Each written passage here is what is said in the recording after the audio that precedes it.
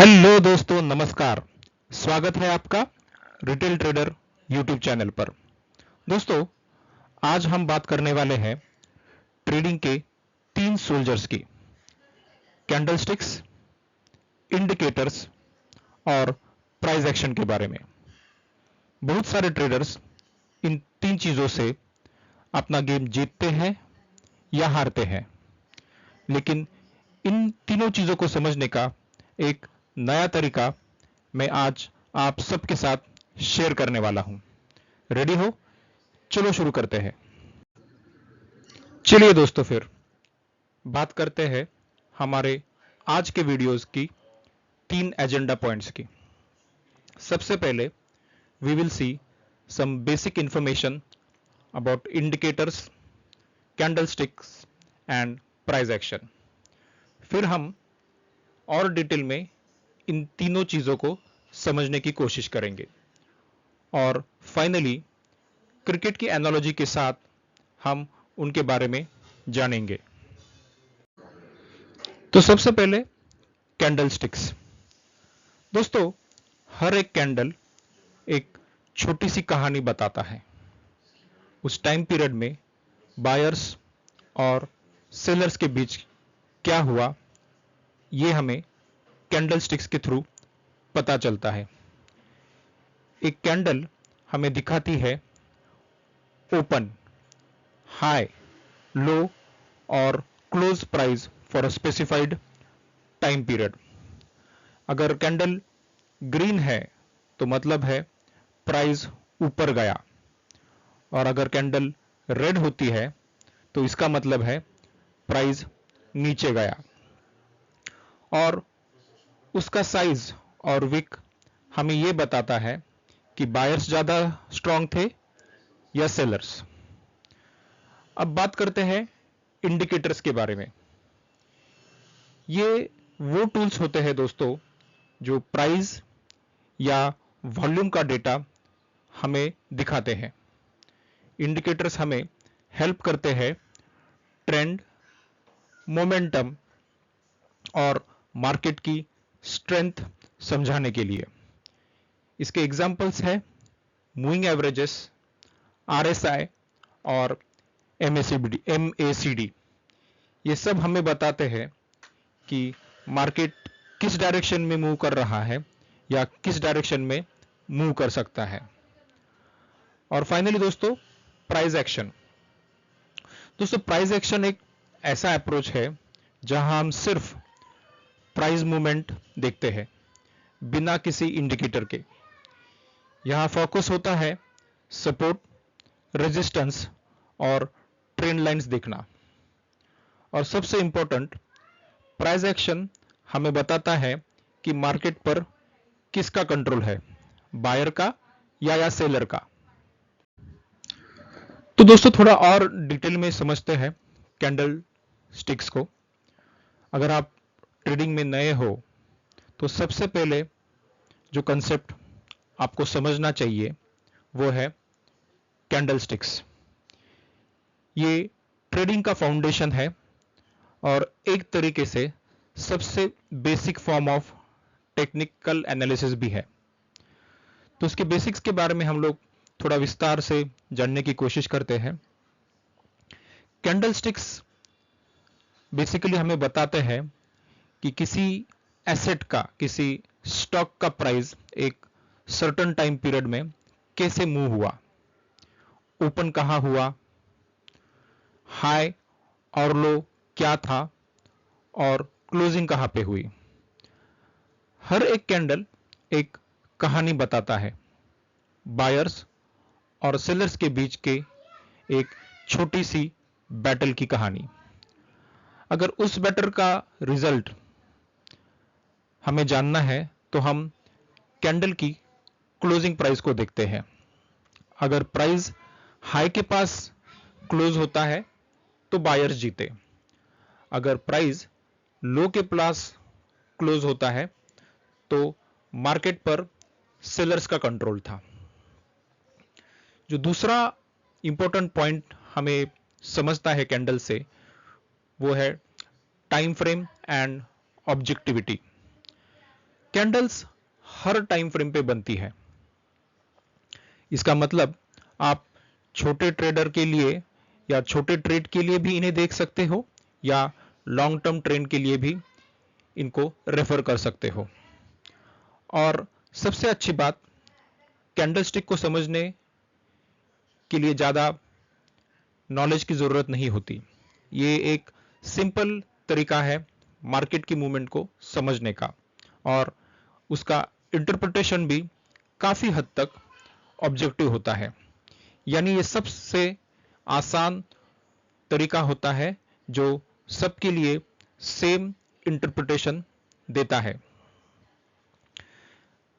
एक important point जो यहां पे हमें देखने की जरूरत है is combining candlesticks with market structure. Candlesticks अकेली पूरी कहानी नहीं बता सकती। जैसे दोस्तों, क्रिकेट में एक ओवर देखने पर मैच का आउटकम डिसाइड नहीं कर सकते, वैसे ही एक कैंडल से मार्केट का ट्रेंड नहीं समझा जा सकता।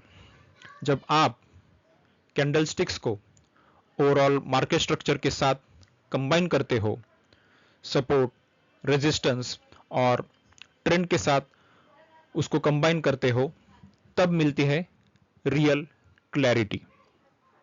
तो सिंपल लैंग्वेज में अगर हम लोग बात करें, कैंडलस्टिक्स बताते हैं प्राइस का मूड और मार्केट स्ट्रक्चर बताता है मार्केट का डायरेक्शन, और दोनों मिलकर बताते हैं कि मार्केट किस तरीके से ट्रेड कर रहा है, और इन दोनों को कॉम्बिनेशन एक सॉलिड ट्रेडिंग का सेटअप है दोस्तों। अब बात करते हैं ट्रेडिंग के दूसरे इंपॉर्टेंट सोल्जर की, इंडिकेटर्स। इंडिकेटर्स उन टूल्स में से है जो हर टेक्निकल ट्रेडर यूज करता है। ये आज के टाइम में सबसे वाइडली यूज्ड टूल है टेक्निकल एनालिसिस के अंदर। So what are indicators? Indicators basically बनते हैं प्राइस, वॉल्यूम या दोनों के कॉम्बिनेशन से। इनका काम है मार्केट को सिंप्लीफाई करना, यानी कॉम्प्लेक्स डेटा को इजी सिग्नल में कन्वर्ट कर देना। सोचो, जब मार्केट का चार्ट कंफ्यूजिंग लगता है, इंडिकेटर्स एक गाइड की तरह बताते हैं कि ट्रेंड का डायरेक्शन क्या है, मोमेंटम स्ट्रांग है या वीक, और बायर्स और सेलर्स के बीच कौन पावरफुल है। और एक चीज दोस्तों, हर इंडिकेटर का अपना अपना रोल होता है। कुछ इंडिकेटर्स अर्ली सिग्नल देते हैं। नॉर्मली तो दोस्तों all indicators are lagging, but ऐसे कुछ इंडिकेटर्स हैं जो अर्ली सिग्नल देते हैं मोमेंटम के बारे में या मार्केट के डायरेक्शन के बारे में। इनमें से इंडिकेटर्स जैसे आरएसआई या स्टोकेस्टिक्स, ये ऐसे इंडिकेटर्स हैं जो हमें तुरंत इशारा देते हैं कि मार्केट का मोमेंटम क्या है या मार्केट किस डायरेक्शन में ट्रेड करने वाला है। और कुछ इंडिकेटर्स होते हैं दोस्तों जो मूवमेंट होने के बाद कंफर्मेशन देते हैं। ये होते हैं ट्रेंड फॉलोइंग टूल्स, जैसे MACD या मूविंग एवरेजेस। मतलब कुछ इंडिकेटर्स हमें शुरुआत हो सकती है ये बताते हैं, और कुछ बोलते हैं अब ट्रेंड कंफर्म हो गया है। तो जानते हैं दोस्तों कि इन इंडिकेटर्स को हम लोग कैसे इफेक्टिवली यूज कर सकते हैं अपने ट्रेडिंग में। इंडिकेटर्स बेसिकली हमें पोटेंशियल एंट्री और एग्जिट जोन्स दिखाते हैं, लेकिन एक इंपॉर्टेंट बात यहां पे याद रखनी जरूरी है, वो सर्टेनिटी नहीं है। इंडिकेटर्स सिर्फ एक प्रोबेबिलिटी बताते हैं।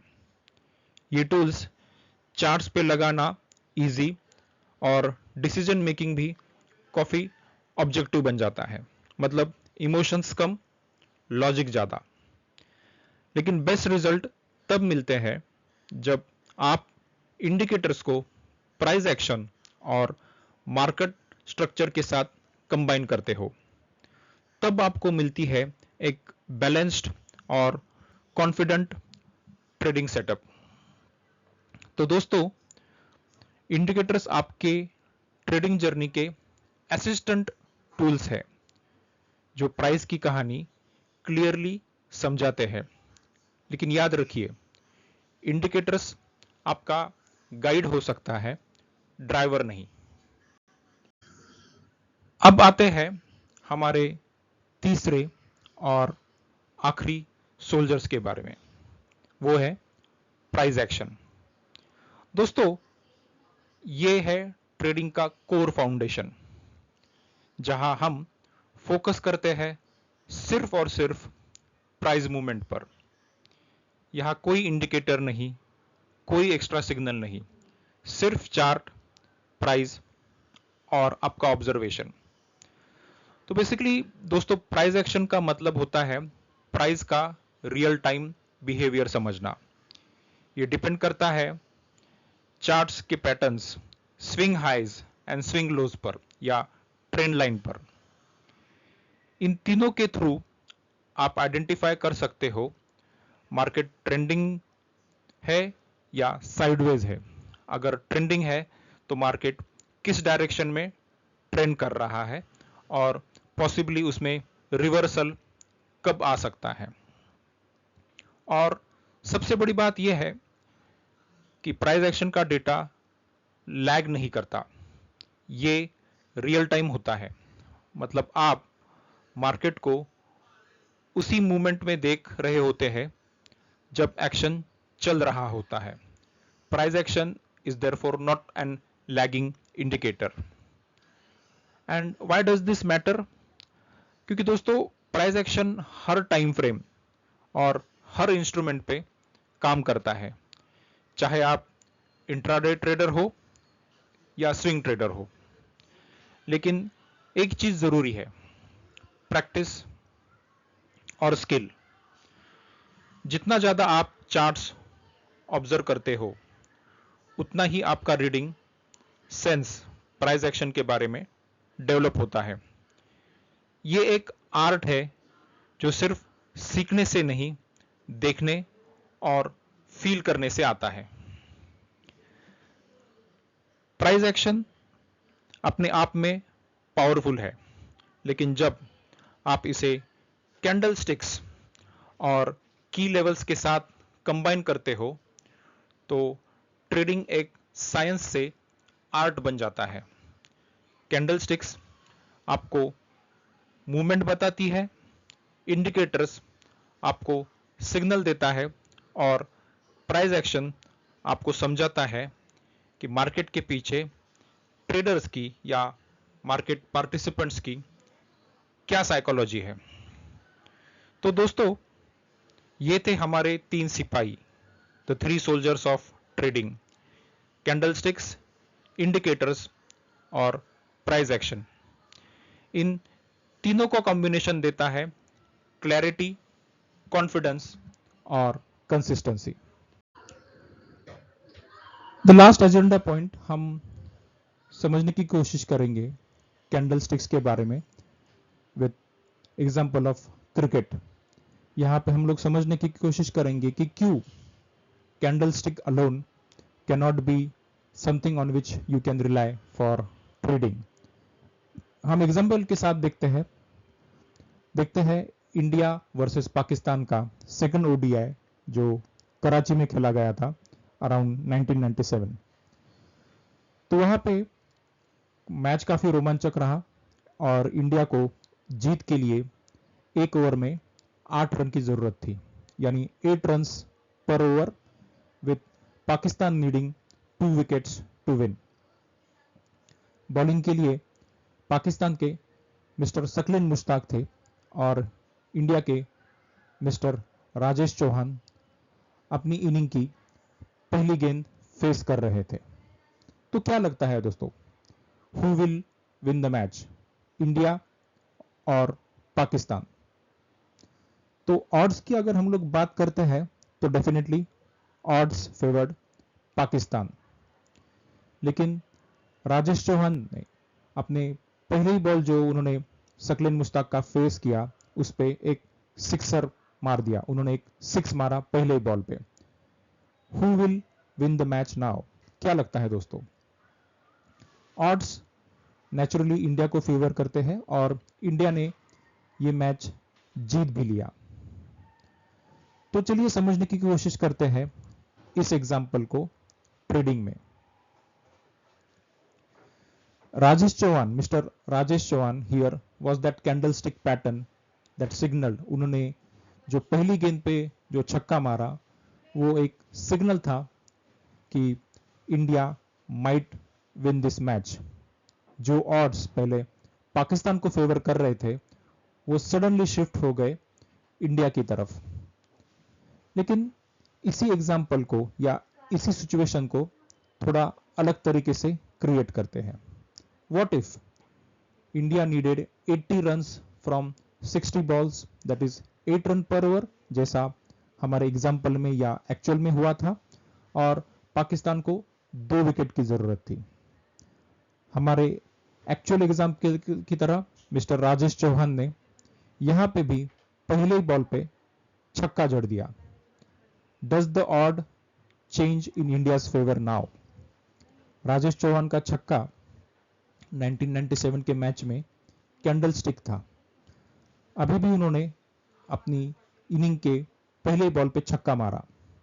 तो क्या अब ऑड्स इंडिया के फेवर में है? नहीं। The reason is because candle stick patterns do not take into account the overall market structure, trend, support and resistance. तो रिक्वायर्ड एवरेज दोस्तों दोनों एग्जाम्पल में 8 रन्स पर ओवर ही था। दोनों एग्जाम्पल्स में पाकिस्तान को जीतने के लिए 2 विकेट्स की जरूरत थी। दोनों एग्जाम्पल्स में मिस्टर राजेश चौहान ने पहले बॉल पे छक्का जड़ दिया था। लेकिन पहले एग्जाम्पल में कंटेक्स्ट यानी मार्केट स्ट्रक्चर डिफरेंट था और दूसरे एग्जाम्पल में कंटेक्स्ट यानी मार्केट स्ट्रक्चर डिफरेंट था। तो ये candlestick as a stand alone use करने का लिमिटेशन है। तो और एक एग्जांपल देखते हैं, क्रिकेट का ही एग्जांपल लेंगे दोस्तों और समझते हैं इंडिकेटर्स का लिमिटेशन या इंडिकेटर को स्टैंड अलोन अगर यूज किया जाए तो क्या लिमिटेशंस आपके ट्रेडिंग में आते हैं। तो यहां पे एक स्टैट आपके सामने है दोस्तों, ये मिस्टर विराट कोहली का ओडीआई परफॉर्मेंस है against New Zealand fast bowler mister Tim Southee. उनका ओडीआई परफॉर्मेंस के स्टैट्स यहां आपके सामने हैं। तो between 2010 and 2023 mister Virat Kohli ने मिस्टर टीम सऊदी के कुल 230 बॉल्स फेस किए थे, जिसमें 7 बार टीम सऊदी ने उन्हें आउट किया था। मिस्टर विराट कोहली का स्ट्राइक रेट था 105 और एवरेज था 33। तो ये एक मैच जो हो रहा था इंडिया बनाम न्यूजीलैंड के साथ, तो वहां पे मिस्टर टीम सऊदी के फर्स्ट स्पेल में विराट कोहली ने 12 बॉल्स में केवल 2 रन बनाए थे और उनका ओवरऑल स्ट्राइक रेट था 22। लेकिन जब मिस्टर टीम सऊदी अपना सेकंड स्पेल डालने आए तब मिस्टर विराट कोहली ने स्ट्राइक रेट ऑफ 124 के साथ उनके अगेंस्ट रन बटोरे। दरअसल सेकंड स्पेल में mister Virat Kohli was dealing only in 4s and 6s और उसके बाद Virat Kohli went on to hit a century and India won that game। तो अगेन समझते हैं ये किस तरीके से मार्केट में अप्लाई होता है इंडिकेटर्स के लिमिटेशन को दर्शाने के लिए। सो यहां पे हम लोग सोचेंगे कि मिस्टर विराट कोहली का late in the innings aggressive approach towards New Zealand's top bowler यहाँ पे मिस्टर टीम सऊदी, यहाँ पे एक सिग्नल था, एक इंडिकेटर था कि Virat Kohli might score a century and we might win the match. But जरा रुकिए, क्या आपने इस चीज पे गौर किया? Virat Kohli was middling Tim Southee's ball, he was leaving the balls outside the off stump, and in this overall process mister Virat Kohli try कर रहे थे पिच को रीड करने की। Virat Kohli's attempt to settle और बॉलर तथा पिच को समझने की कोशिश एक हिंट था कि वो एक बड़े इनिंग की तैयारी में है, वो एक मिशन पे है इंडिया को इस मैच में जीत दिलाने के लिए।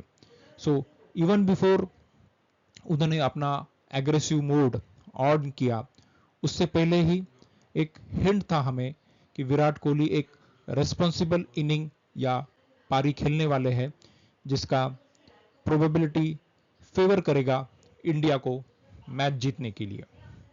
तो वही है दोस्तों इंडिकेटर्स।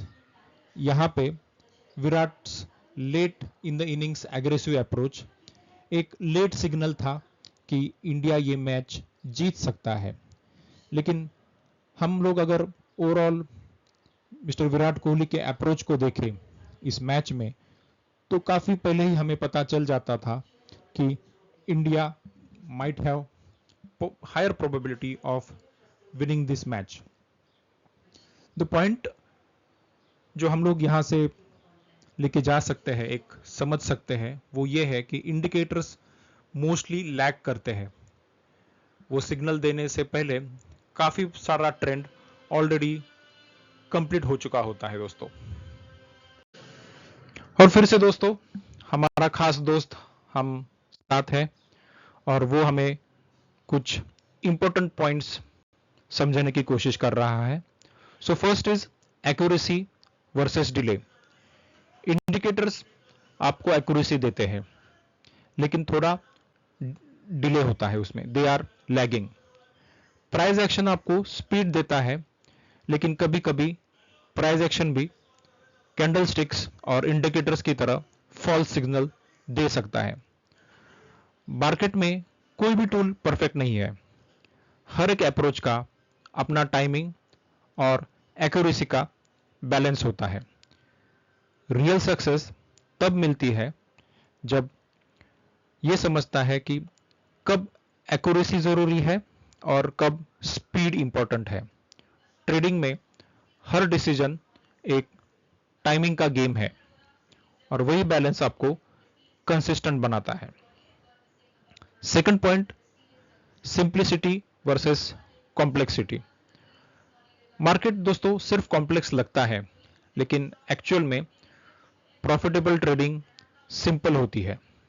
ज्यादा इंडिकेटर्स, ज्यादा लाइंस सिर्फ कंफ्यूजन बढ़ाते हैं।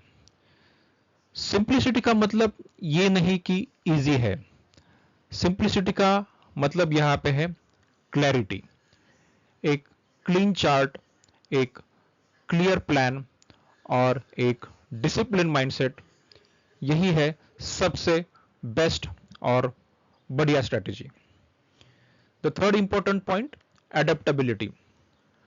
दोस्तों मार्केट कभी भी एक जैसा नहीं रहता, ट्रेंड बदलता है, वोलेटिलिटी बदलती है और ट्रेडर्स की सेंटिमेंट्स भी।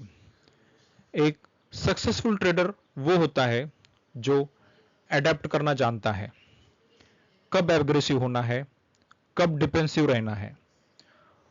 आपका सेटअप वही चलेगा जब मार्केट के मूड के साथ आप फ्लेक्सिबल रहोगे।